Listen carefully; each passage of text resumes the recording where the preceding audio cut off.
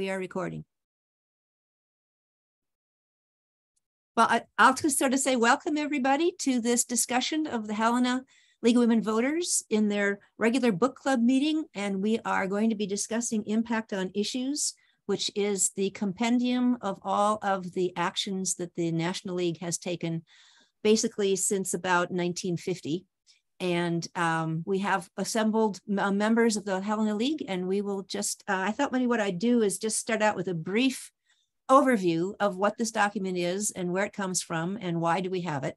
And then we'll get into a discussion of what's actually in it. Let me just start out by saying that the League of Women Voters does not just go and do stuff because we think it's a good idea. Everything that we ever take action on is something that has come from a position that has been heavily researched, and a wide range of information has been gathered on the issue. People have read through that information. League members have read through it. They have discussed it, and they have said, what about all this can we come to consensus about? And that is the process that's been used to create every position that we have in this whole document that we've been reading for this book group. And that's been the case all along. That is the way that the League sets positions, which is what this is a compendium of all the League's positions. The last national-wide process along these lines took place about 2014, 2015, somewhere in that range. And it was the one that dealt with the question of having a constitutional convention at the level of the United States Constitution. And it resulted in the positions that are on page 54 of Impact on Issues. I don't know how many of you were around at that time. I was, and we participated in that whole discussion as the Missoula League. And it was a very exciting, very interesting thing. We had materials to read through. We had questions to talk about. We went with the questions. We submitted all of our answers to National, and the National League then took ours and everybody else's of all the other leagues that participated, put all of those questions together to see where was the consensus of the whole entire league. And this is the statement that came out. So that's the last time that I'm aware of. And it may very well be the very last time that the National League tries to do anything like that again, because what's happened in the meantime is that we've had a huge upsurge of state leagues and local leagues doing the same process on questions that are very critical to those particular leagues, and other leagues saying, hey, we like what you've done there. Let's go ahead and see if we can adopt this by a consensus process rather than doing by a study process. And when we go through a consensus process, we also put out a lot of information. People read through it all and they say, yes, we agree with the work that this particular league has done. An example of that process that's recent is in the 2020 National Convention. We as a group approved a consensus process of adopting a statement on the transfer of public lands, which is an issue dear to our hearts here in Montana. And that position can be found on page 104. So that came through a couple of leagues who worked on it at their state level and said to the country, we think this is good. Do you agree? Ended up saying yes, got voted on. So those are the two ways that all of these positions come to be. And the document that we read for today is the most recent one available. However, it does not have anything that's happened after about 2019 because it's written at the beginning of the period that it covers. So it's now obsolete because we have had another national convention in June of 2022. And so staff is now busy at the national level updating this document to include all of what's happened in the last couple of years, including what happened at convention in terms of whatever got passed there. And there will be a new one coming out sometime, I don't know when, but maybe in the next couple of months, 6 months or so, that'll be Impact on Issues 2022, 2024.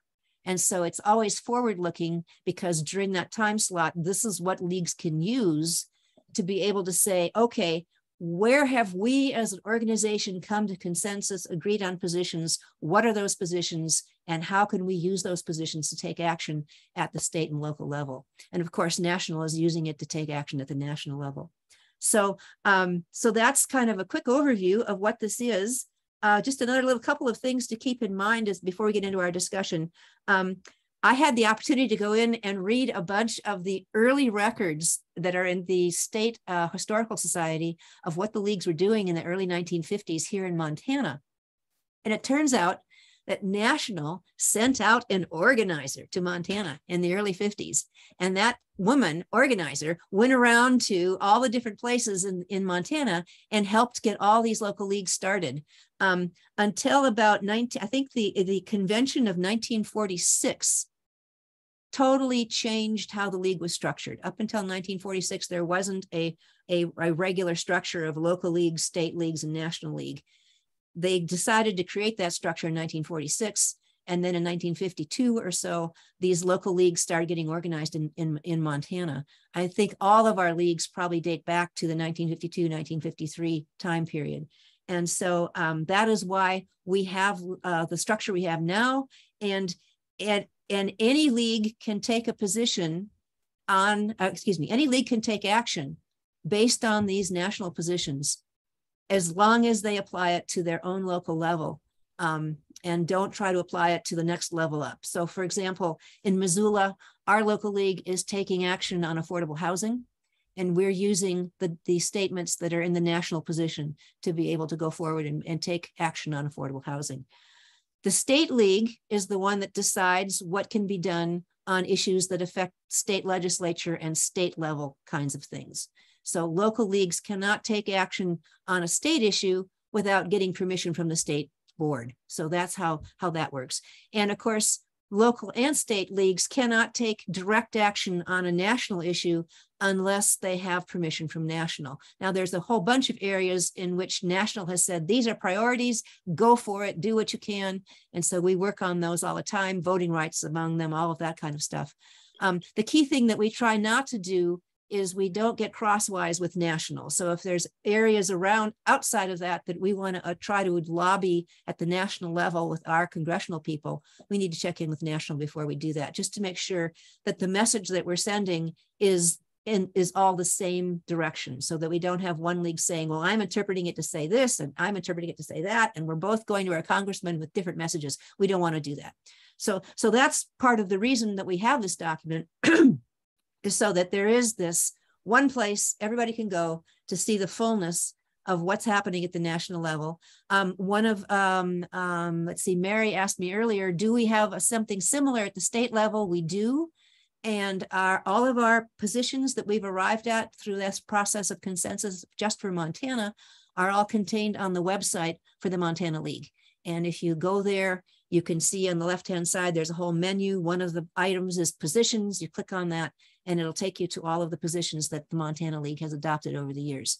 So with that, although they finish off by saying that the actual positions themselves are worded very broadly, and so they're worded that way on purpose so that they're not tied to something too specific that then limits their applicability to a broader range of issues. So that's one of the reasons why we try not to get too specific in what we're doing, and instead create a principle kind of a statement instead that allows us to then take action, not just on this immediate issue that's underneath this particular area, but on anything that comes down the road as well. So yeah, that's basically what I wanted to do, just introduce this. So I will stop there. I would suggest people, let's see, if you're all in gallery, if you view gallery, then we can all see each other. If you would like, I can also pull up the document and we can all be looking at the same page. So if that turns out to be useful at some point, just let me know and I can do that as the Zoom host for this meeting. So I'll stop. Well, I was wondering if, we could summarize what's in here. I mean, somebody could, I could, to put in our welcome packets so that our new members realize that this document exists. And maybe one of the other leagues has already done that. I don't know. But when you first join the league, you don't have a total sense of the structure of the league. And I know our membership packet that we give to people gets too full, and then people don't read what's in it at all if it's too full for a new member. So I don't know. I'm not sure how to do that, but I think probably most of our members have no idea that this document exists. So I'm not sure what to do about that. I have a thought. Excuse me, I'm doing gardening while I'm listening. But my thought is, and I think I may have mentioned this, that Mickey, this is Mickey, you're there. Well, she was here, Mary. Oh, there you are, Mickey. Yeah, Mickey has suggested, she questioned whether we have in Helena a membership orientation. And we don't. We have a really good and pretty thorough welcome process. But yeah, you're right, Sue. I mean, we have a hard enough time getting people to step forward when they first come in because it's intimidating.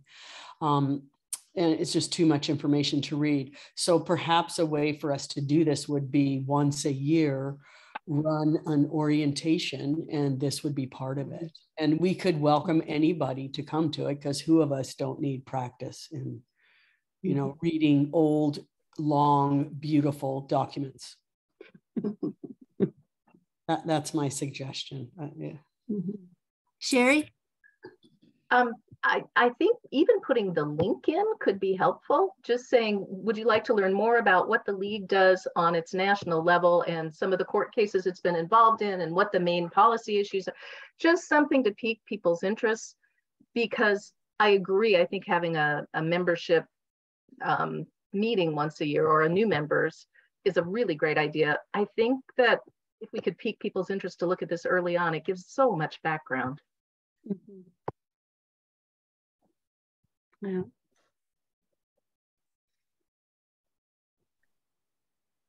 So I've also wondered if some of our members maybe don't agree with these positions.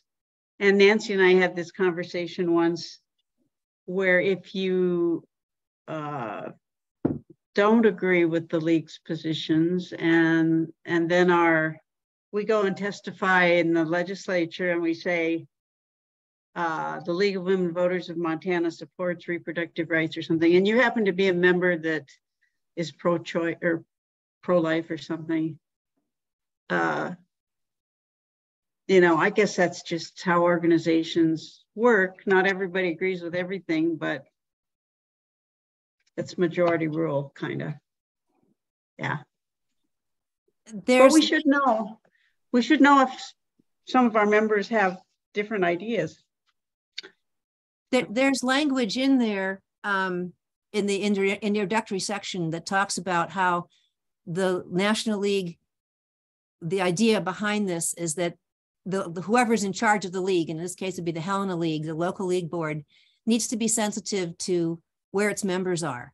And just because these positions exist, that isn't necessarily enough to be able to say, let's take action on them. You need to be sensitive to what you think your members also have sensitivities about or are behind, so that it's always possible to not take action. This is not saying you have to. It's saying here's where you can. And if your local league isn't there yet, then you don't have to, and you don't need to do anything. You can just let it be, whatever it may be. So I think an unfortunate example of that is that many of the leagues in the South did not do a lot on racial equality for many, many years, because they just were not there yet. So, yeah. But I'm sorry, so one other thought on that. One of the things that we're supposed to do, which I didn't realize until a year or two ago, is that every league who has had the work done to have a set of positions applicable just to that level of league, every year when you have a convention, one of the things you do is you ask the membership there at your annual meeting to again reaffirm their adoption of whatever positions that you have historically, so that you readopt them every year. So that adoption process is one that is current at any given time. And it's also the case that if some of them get out of whack, some of the positions are out of whack with where things are right now. One of the other things leagues do is they form a group to study and recommend changes to positions to update them. And that's something else that can be done, so that what we end up with is in tune with and is in keeping with where people are.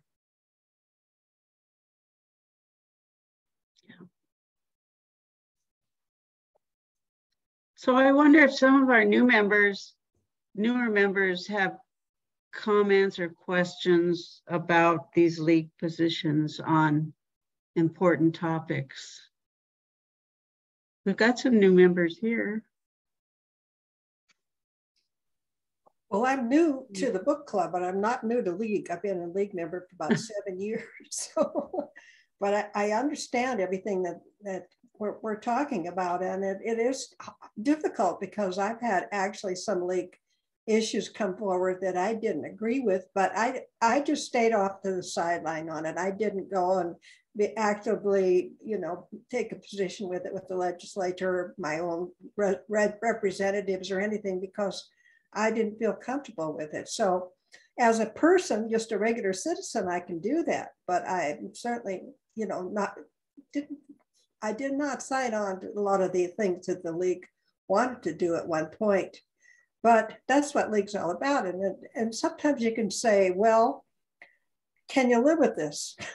Even though you don't support it, can you live with it? And sometimes that's another way to get to consensus, but it is difficult to get a consensus on some topics.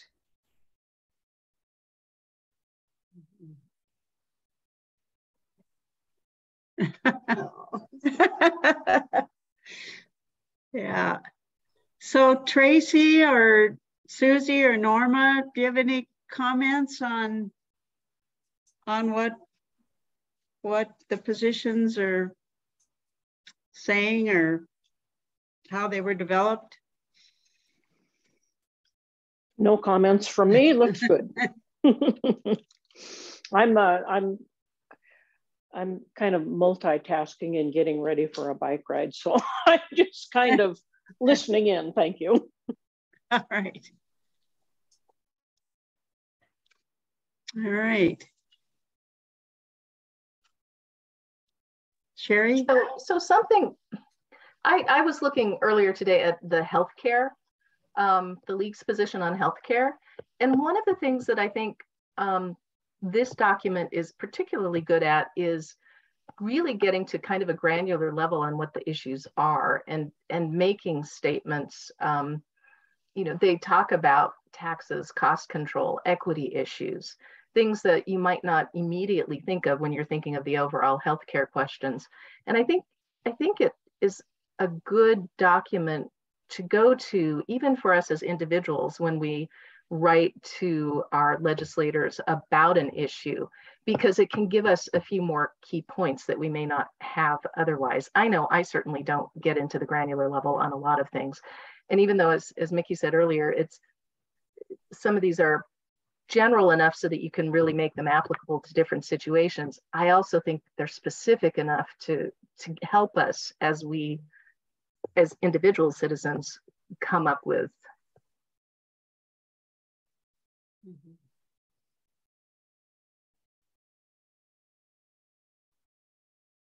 Yeah, we just got a message on our league email from somebody from openprimaries.org or something, wanting to know what we think about open primaries. And so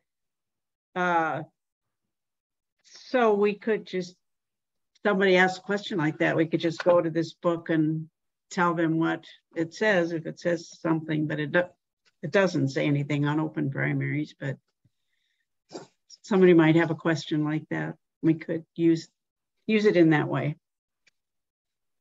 So is it the same with what's ranked choice voting then? Do we need, I know they're not exactly the same, ranked choice voting and open primaries, but they're often spoken of in the same breath at the same presentations. So I didn't look for that. Is that something that the league might want to work on a position or?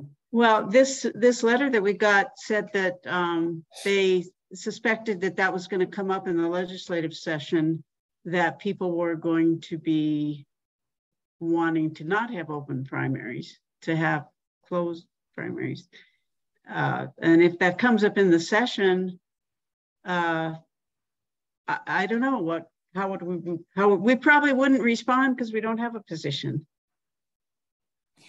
I'm not so sure about that. I think that we would go back to the principles, and the principles would, in my mind, would say open primaries are better than closed primaries, because a closed primary means that you have to decide beforehand whether you're going to be a Democrat or a Republican.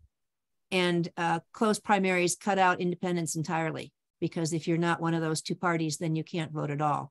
So I think our principles say we will like democratic forms that maximize the accessibility of being able to express your wishes through the voting process.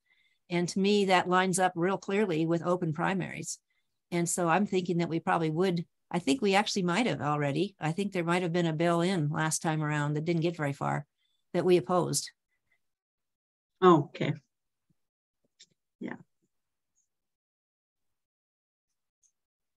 I have a question too on the when you have a forum in Montana and you have an independent candidate, but say you want your Democratic or your Republican candidate decided not to participate in a forum, can't you use a independent candidate to offset whoever votes? Whoever is the other candidate says that they will be in a forum, like a Republican says, okay, I'll be there, but the Democrat says, no, I won't go. So then if you have a independent candidate that says, I want this position too, couldn't you put him there in the forum to speak as well? You could still hold a forum.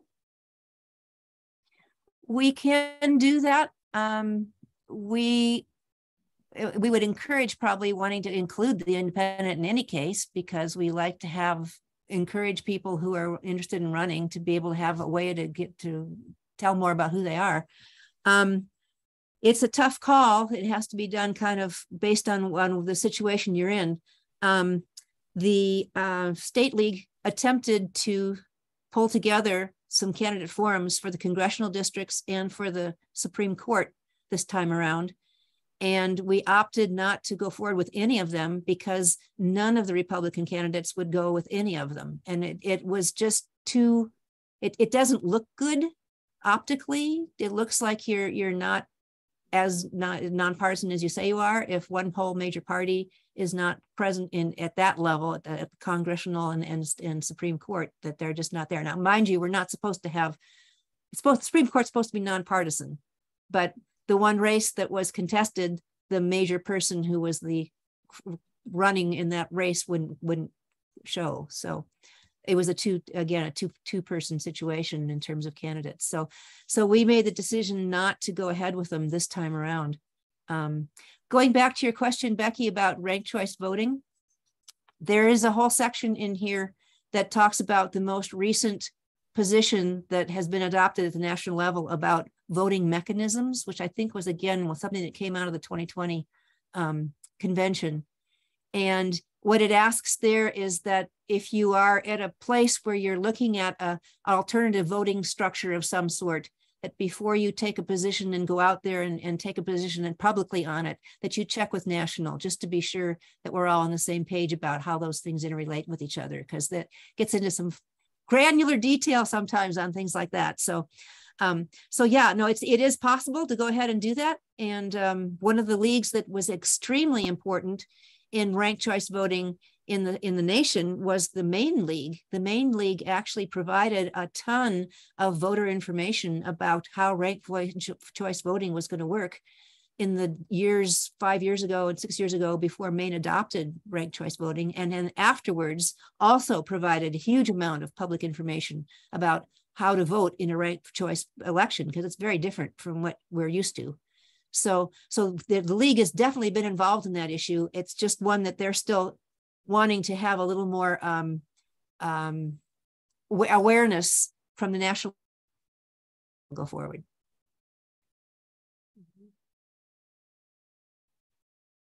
I'd like to weigh in, this is Norma, I'd like to weigh in on that forum issue. You know, there's so much ignorance about Supreme Court candidates, and people are always desperate to, like, who am I supposed to vote for? Actually, I think in all of the forums, if the Republican Party chooses not to participate, then just say so. Say we tried. But especially on the Supreme Court races, I think voters would really appreciate an opportunity to hear from those who are willing to speak. Anyway, that's just my opinion. Yeah, and the league has a very strong rule against a empty chair debate where there's only 2 candidates in the race and one doesn't show. We are very careful about not trying to look like we're endorsing just the one candidate who comes. Yeah. Well, the follow-up is that there have been plenty of debates, forums that have included 2 of the Republicans who weren't going to participate in what Nancy and the state was organizing. So the good news is there, I think Yellowstone Public Radio did one. I listened to something last night. Great Falls TV has done something. So all of these races, I don't know about the one you were just talking about, but the federal races were covered, I think. So thank you, Nancy, for what you did. But they have come around. And it's non-partisan platforms. It's like one of them was CBS. I watched something on CBS. I thought it was very fairly done. It was your side of the mountains, Nancy, not ours, but I just want to watch, So it's out there.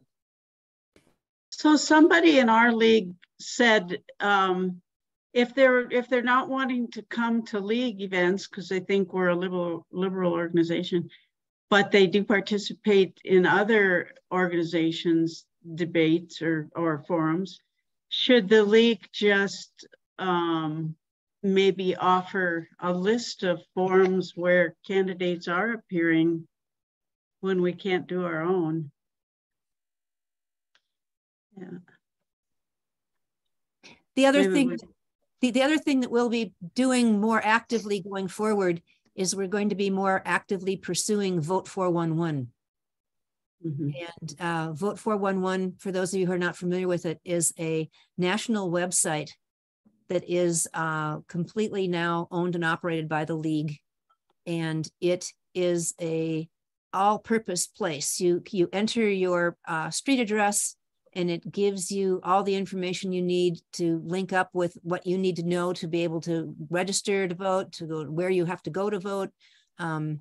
What are the issues that you need to be aware of that are on your ballot? Who are the candidates who are running that you're going to need to vote on? And when you get into the level of the candidates, it has the technology built into it that allows for a set of questions to be posed that are specific to the candidates that you're talking about. So if like state legislature candidates in Montana, we can actually put in our own questions. In fact, I think we are this time around.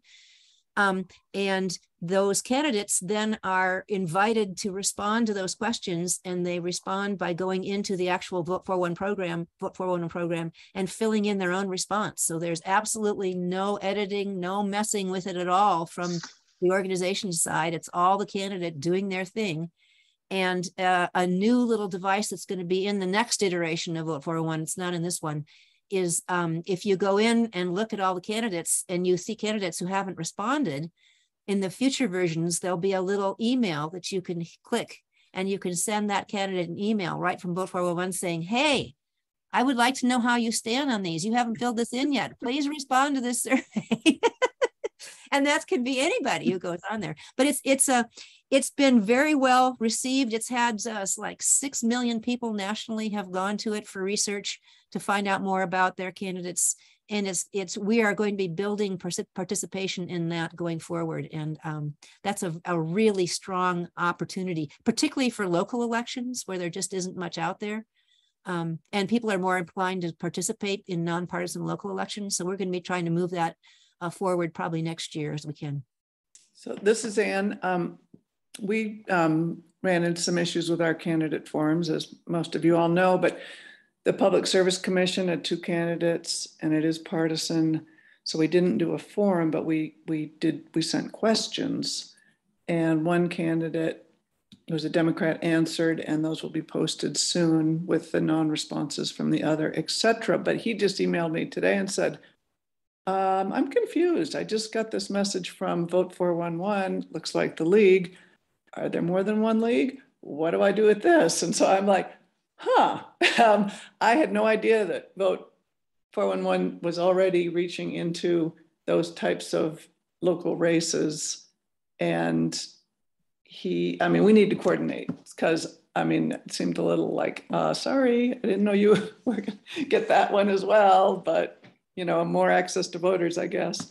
So anyway, that was that little bit of confusion and maybe a bit of embarrassment too, that I didn't know he was already or had gotten or was going to get questionnaire from a different layer of the league.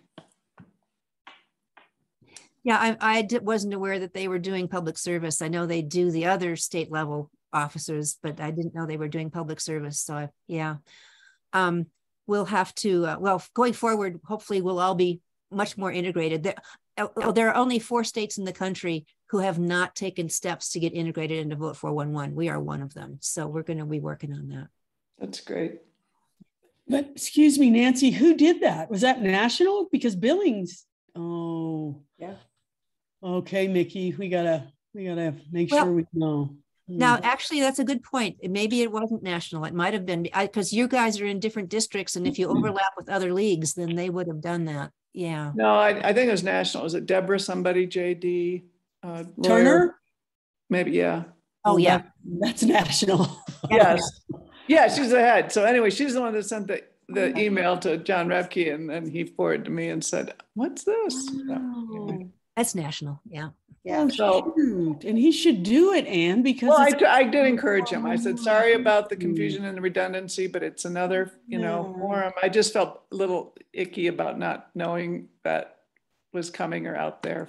And again, we will coordinate better as we are on Vote 411 ourselves.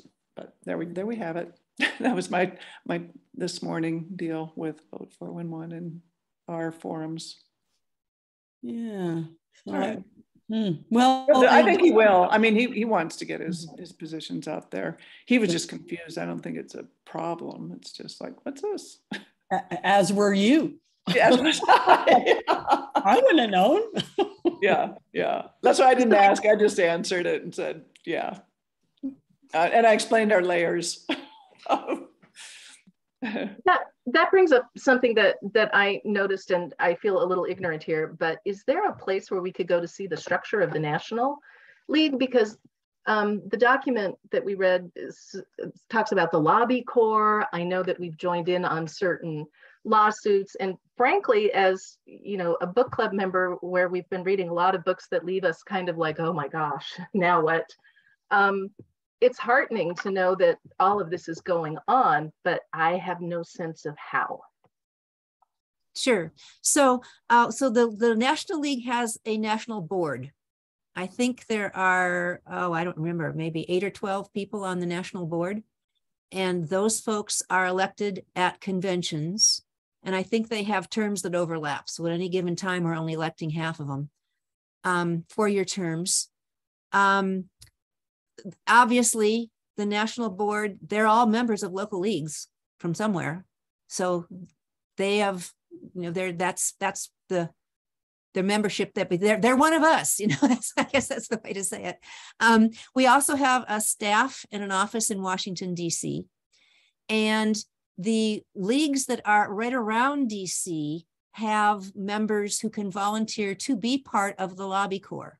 And the lobby corps is a group of volunteers from local leagues in that area who have special training, and they go and meet directly with the staff generally of Montana senators and representatives, as guided only under the very careful guidance from national. They don't just do it any old time. They only do it as part of when national says, okay, we need to go and talk to Senator Tester's staff about the fact that the veterans bill is coming up and, you know, X, Y, or Z, then they would send the lobby corps person. It's usually our lobby corps person tends to, I think, has pretty much been the same person for the last 5 or 6 years, who always goes to all the Montana people. So she gets to know them, they get to know her. And again, it's always under the direction of always on national issues that happens. But that's the lobby corps. And then we have a whole nother litigation area. The litigation folks, which has been beefed up, by the way. I think we now have 4 attorneys on staff, because we now are recognizing that unfortunately that's where we need to be a lot of the time, is in litigation. We have procedures for how to go about letting national know and seeing whether or not we should be joining lawsuits. And so if it's a state level lawsuit, you usually inform them of what you're doing. If it's a lawsuit that's going to be brought in federal court, then you have to work directly with national to make sure that we're all on the same page. We had an experience here in Montana. We've had 3 experiences with lawsuits. The first one was in August of 2020, when the Trump organization and the Republican Party in Montana sued to shut down the option for counties to be able to opt for an all-mail ballot election. That was that first election that took place under COVID. And so National came to us and said, we have a pro bono law firm who is willing to leap in here and be part of this lawsuit. Do you as a state league want to give that? Do we want that support? Do you want to be part of this lawsuit? And we said, absolutely. And so we actually, they filed an amicus for us, and we were part of that lawsuit. So subsequently, we've been in 2 more lawsuits, both having to do with the judiciary. And those were ones in which we let the national know what we were doing, and they said, looks fine to us. And then we went ahead and got lined up with a pro bono law firm that was just here in Montana. One of them we lost, one of them we won. So the we then is the Montana State League Board. In this case, deciding, yes, that was the Montana State League. But national also, well, it's really hard for national. National can't really get involved in a lawsuit because there isn't any. You have lawsuits start in a place and they come up through the ranks. And so they pretty much work with the state and local league wherever that suit's coming from, but they throw national people into it and resources behind it when they need to make sure that it happens. And once in a rare while, I think the National League, it's hard for the National League to have standing because they don't really exist except in DC, really. So they pretty much come up through the ranks of state and local leagues to do their suits. Yeah. Any other part? That clarifies. Sure. Any other part of the national structure that they have a staff that does a lot of things. And interestingly, at this stage of the game, a lot of those staff people aren't even in DC because they're all doing their work via virtually. So yeah, you just never quite know, but yeah.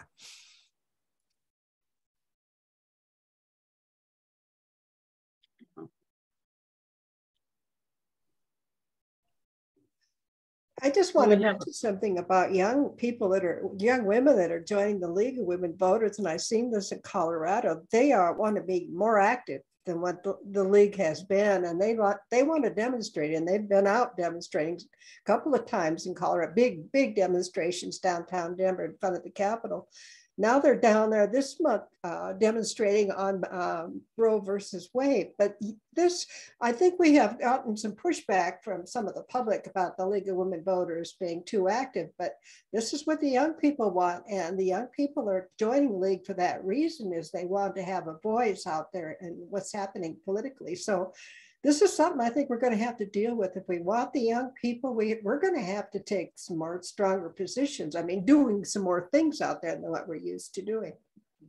Being more active, contacting our legislators more often and letting them know what we think, because what I've been listening to, even this privacy presentation the other night, was shocking to me as to the way the legal system is being challenged here in Montana, even in this. I thought, oh my God, we're all going to have to be very active this year and watch what's going on and stay in touch with our legislators. Just a footnote on that, the suit that they mentioned in that privacy discussion that prevented the state from being carved into 7 districts and each district electing just one Supreme Court justice and all of us getting to vote on one every 8 years. The League was one of the plaintiffs in that suit. That's the one we won. I want to ask Mickey and Nancy. I was just reading lately about how many adult Americans have difficulty reading. And so this is my new big thing, is to figure out how people who can't read can still vote. Because I read that 15% of Americans have difficulty reading. And so I've just been researching how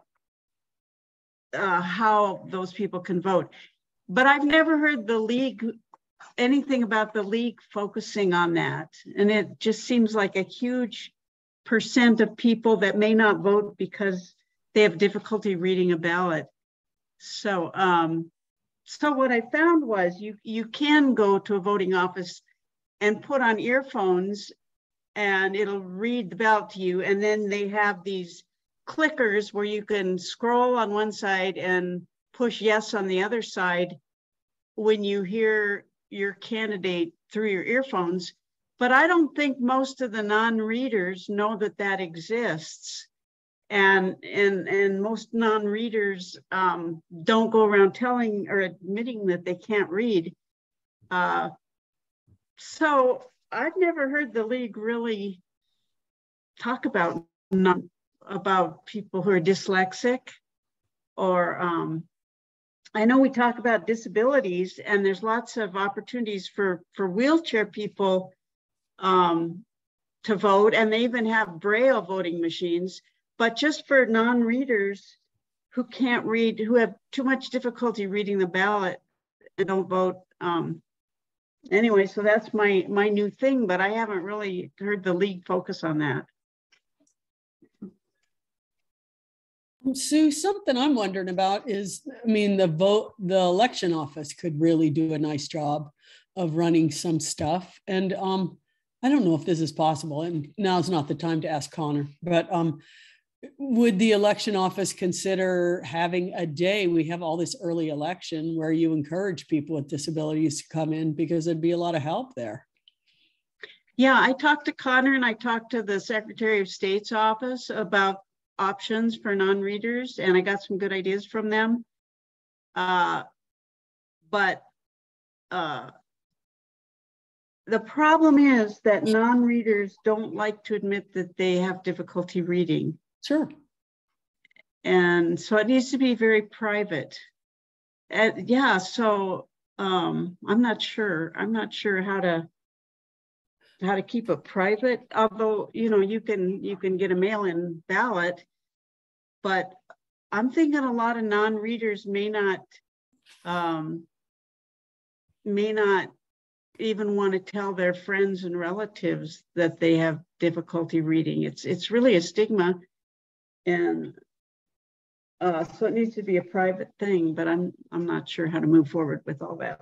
Yeah.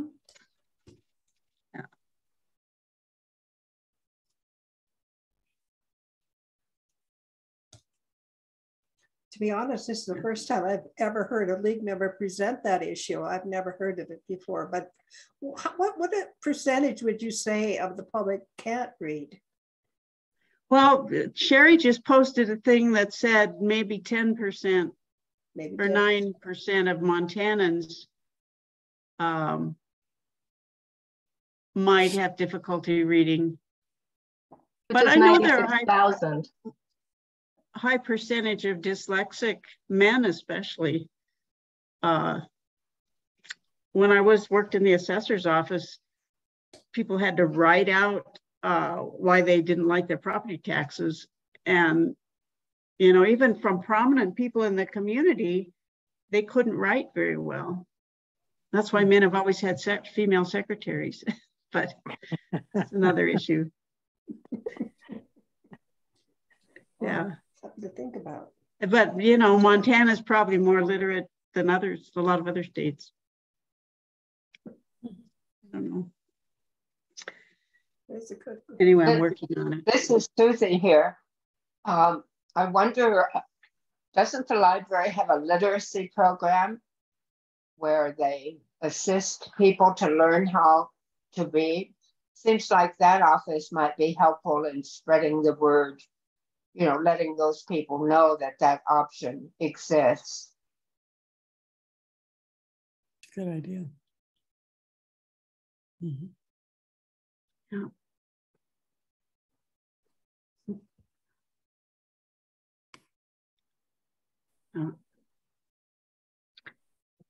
Just going back for a second, Mary, to one of your comments about the league being more active. There is a proposal on the ballot, LR 131, called the Infant Born Alive Protection Act, which is basically a scare tactic to keep medical providers from providing abortions. And the Billings League has taken the lead on that, and the Missoula League too now. Both of them have printed up and are distributing yard signs that say uses the language that the coalition of organizations that's against LR 131 has used in focus groups and found to be very effective. So we have yard signs out now against LR 131. I don't know what guy, Helena League, are you guys doing that or are you not? Do you know?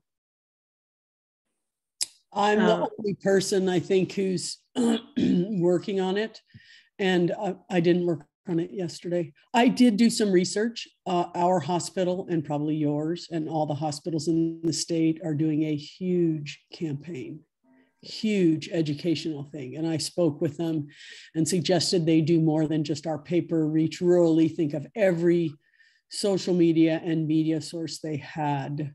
And the letters have started. There's a physician letter to the editor. That's part of it today.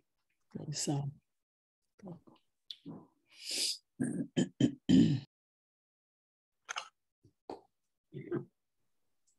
I think one thing that really surprised me about this HR 131 is nobody's talking about the cost of this.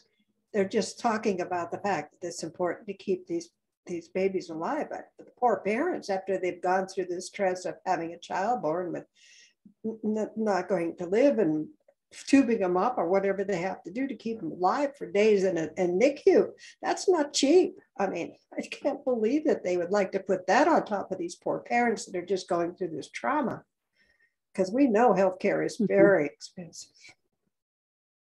And as per my discussion with the hospital, the director of labor and delivery and peds, two interesting things. The equipment that is made for life-saving is not small enough for the discussion at hand, that no one makes it. And we in Helena have a NICU level 2, which means we do not have the highest level of care. So add on top of that a life flight. So I'm fairly certain that the hospital is going to point this out. She certainly is thinking about it, the woman I talked to.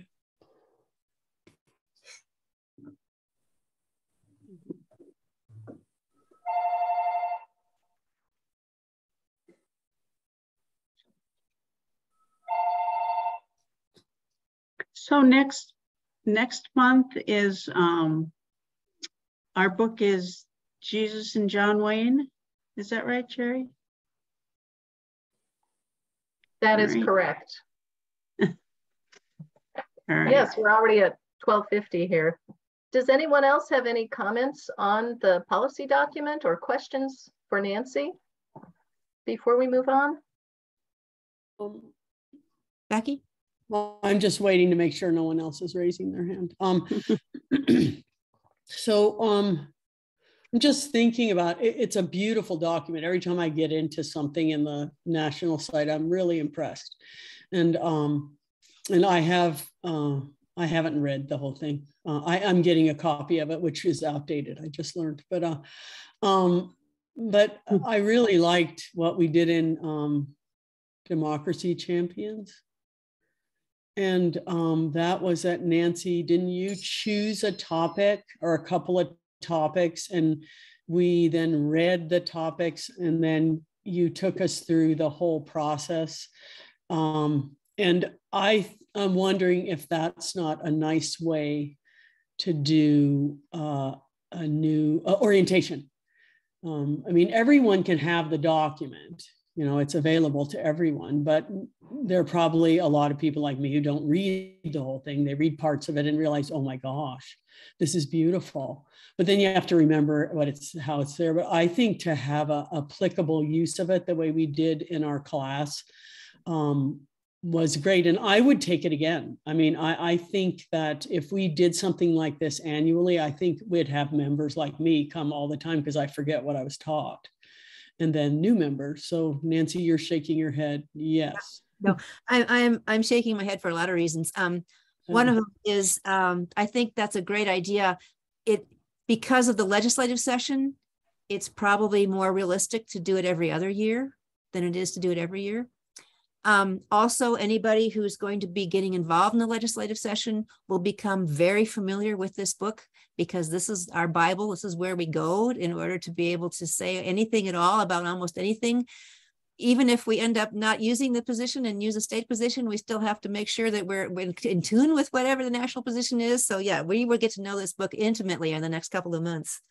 But yeah, no, I think to me, what is most amazing, I think of this document in two ways. One is whenever I have something specific that I want to know about and whether or not we can take action on it, it's easy to go in here and say, okay, I can skim to just the black ink, dark highlighted parts. That's the part that's the key position. What does it say? You know, does it give me the license to be able to do what I want to do? In fact, that's what the Missoula League did on affordable housing, and it was just great. But the other thing that I hadn't paid much attention to until preparing for this is how much history is in this document and how amazing it is and how prideful and hopeful it is to read through and say, my gosh, this organization has been involved in these issues. We were saying earlier, somebody was saying about how in the 70s, they were worried about presidential overreach. And, you know, here we are with the president, you know, the office of the president having way more powers than they should, et cetera. So it's just an amazing testimony to what it is that this organization has done over its lifetime. So I find it interesting to read in that regard as a book club book. Just to know the history behind all of these positions has been amazing. I myself did not get a chance to read the whole thing. I read about 2/3 of it, but just amazing. I'd like to just end with one little vignette about what this means out there in the world. We had a meeting on healthcare, as a matter of fact, on single payer healthcare. We had a public forum a couple of years ago, and our moderator for the forum, her husband came early, and he was sitting in the audience. And so I started talking with him. He's an MD, and he is busy all the time being an MD. And so I said to him, oh yeah, this is how the league does it. We do consensus. By the by, our membership over the most of the history of the league has been Republicans and Democrats. We're nonpartisan. We've had members from both parties involved in all of this. And this is what we do. Here's the process we follow. And here's the document that summarizes everything that they've come up with through this process. And he said to me, you know, I would like to read that document because I don't have time to research all these different issues. I don't have time to have a good solid discussion with other people with other views about what these things are. I don't have time to then come up with a consensus position, but I would be very interested to see what a group of very intelligent women have come up with doing that process. And it would be very informative for me to see where all this came out. And I thought, wow, yeah, we have done this. And it to me, the other thing that is so startling about it is that it really demonstrates that when you do the research, when you give people a ton of information, when you take the time as a group to read through it all, and then you take the time to talk it over, we come to consensus. And it happens to be a progressive consensus because that's what's right in terms of what people need. And that's where we end up. And it didn't matter all these years, whether you were Republican or Democrat, we all came out there at the same time. So that to me is just the amazing backstory behind this document, is that that's where it came from. And that process works. And I don't know how we continue to get that out there in this day and age of everybody wanting to have instant gratification and not spend any time and not do any research, et cetera, et cetera, et cetera. But that's not who we are. This is who we are. And we do that. And that's what this is a compendium of what happens when people sit down and use that process. And it's amazing to me that this is where we are, and we have been there all this time. Sherry, you're muted. Thank you so much. We have needed something hopeful in the book group, and this has been it. So thank you very much for leading us and answering our questions, Nancy. Very much appreciated. My pleasure. And Nancy, I just wanted to say another thing. We wanted you to come on October 18th. We're having a meeting on city finance, but we thought if you could do a program on Outreach Circle after our general meeting on October 18th. If you could do that at 1 o'clock, we'll put that on our agenda. And is that, no. Will that be a Zoom meeting? A Zoom meeting, yes. Okay. All right, I've got you down. Okay. Perfect. All right. All right. Okay. Thank you again, everyone, for attending. And you'll be getting more information on our next book, Jesus and John Wayne, How White Evangelicals Corrupted a Faith and Fractured a Nation. So thanks again. And Nancy, thank you for the message of hope. Thank you, Sherry. Bye-bye. Thank you, everybody. Bye-bye. Bye-bye.